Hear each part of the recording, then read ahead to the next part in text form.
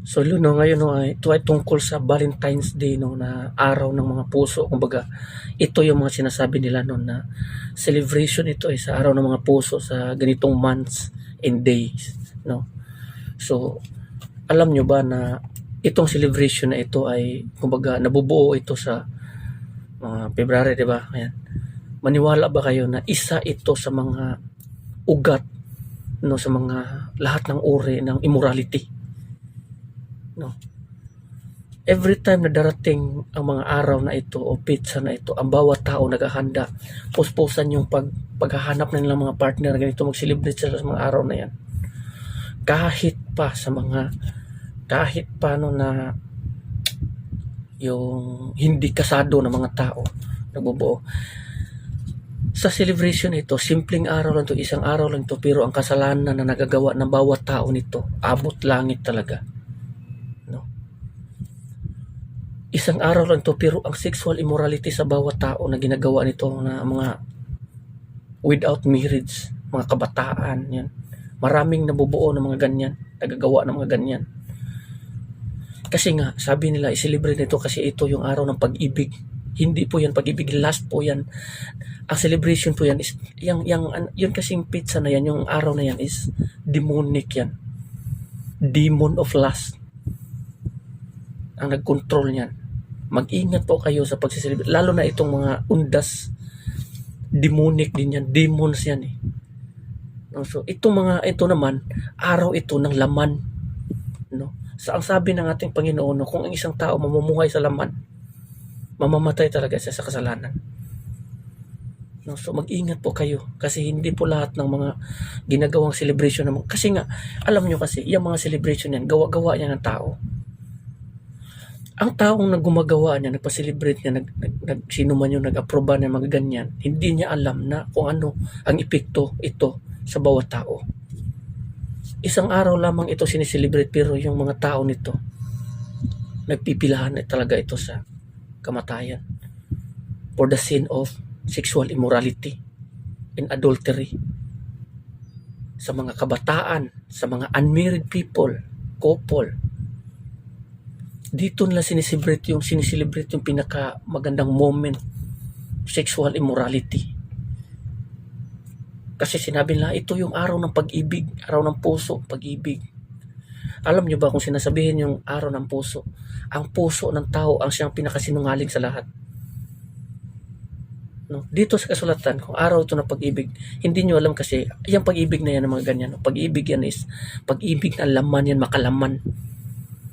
Ang pag-ibig na espiritual, nakasulat yan dito sa 1 Corinto chapter 13 verse 4 to 5. Sinabi dito, ang pag-ibig ay matiyaga at magandang loob.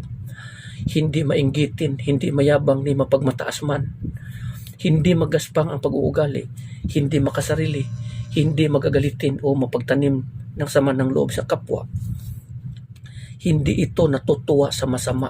No? So, sa halip ay nagagalak sa katotohanan. Ang pag-ibig ay matiisin, mapagtiwala, puno ng pag-asa at nagtitiyaga hanggang sa wakas.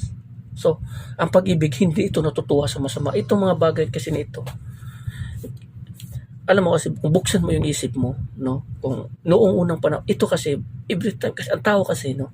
Kinokontrol yan ni Satanas. Every time na ang tao, hindi namumuhay sa kasulatan, hindi namumuhay kung anong ibig sabihin ng kalooban ng Diyos dito sa kasulatan. Bubuo at bubuo siya ng mga bagay na ikagagalak ng mga laman. Yan ang gawain ng mga tao na hindi kumikilala o hindi siniseryoso ang Panginoon. Hindi alam kung ano ang kalooban, ang tunay na kautusan ng Diyos. Kung ano ang kalooban ng Diyos, kung ano ang bawal at hindi bawal. Ang pagkakaiba ng masama at ng mabuti. Di ba? Kasi nga, ang sinabi dito, di ba? Matitigas na sana ng mga pagkain ang kakainin nyo, ngunit hindi nyo pa rin nasusunod or alam kung ano ang masama at mabuti. Kaya dahil dito, nagtatyaga pa rin kayo sa gatas. Yan ang sinasabi dito sa kasulatan. Hindi ako may sabi niyan. Dito yan mababasa natin sa Hebreo. Kasi ang taong kumakain na ng mga matitigas na pagkain, ito yung mga taong ganap na sa or alam na talaga kung ano yung mga kalooban ng Panginoon. Pero yung mga taong gumagawa-gawa ng mga makamundong bagay para lamang paalabin ang immoralidad, sexual immorality, lust, the demon of lust ang namumuno sa Valentine's Day. Dito naman sa mga undas na ito, demon of death, Satan yan. Ito namang Santa Claus na yan. Yung Santa na yan, baliktarin mo yung in. Yung sun, yung in, ilipat mo yun sa huli. Satan. So, yung mga ganyan na mga mag-ingat kayo sa pag-celebrate nyo dyan sa mga bagay na yan. No? Kayo rin, ako, papaalala lang ito. Paalala lang ito sa bawat tao. Paano tayo makakaiwas sa kaparusahan na naghihintay sa bawat tao kung hindi natin pakikinggan ang mga salita ng ating Panginoon na nakasulat sa Biblia, kung hindi natin susundin ito? Paano natin maiwasan yon? Doon tayo patungo. Pero kung gusto nating iwasan ang mga ganyang pakaparusahan, iwasan natin ang makamundong pagnanais, makamundong pagnanasa, yung lust, makalaman. Hindi yan tunay na pag-ibig. Kaya nga sinabi ng kaibigan ko dati, sabi niya na hindi yan pag-ibig, yung ganyan. Pag-ibig yan sa laman, makalaman. At ang laman ay hindi makapagmamana sa kaharian ng Diyos.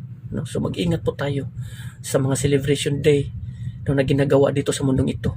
Kasi ang taong banal, ang taong nakakaalam sa kalooban ng Panginoon, umiiwas sa mga kamundong bagay, makamundong celebration. Kasi nga sinabi dito sa kasulatan, ang taong makamundo, magsiselebrate talaga sa mga bagay sa makamundo. At ang taong makamundo, nagiging kaaway ng Panginoon. Every time na makipagkaibigan ka sa mundong ito, ang Diyos nakikipagkaaway mo na. So mag-ingat po tayo. So hanggang dito na lang. Maraming salamat and God bless everyone. Amen.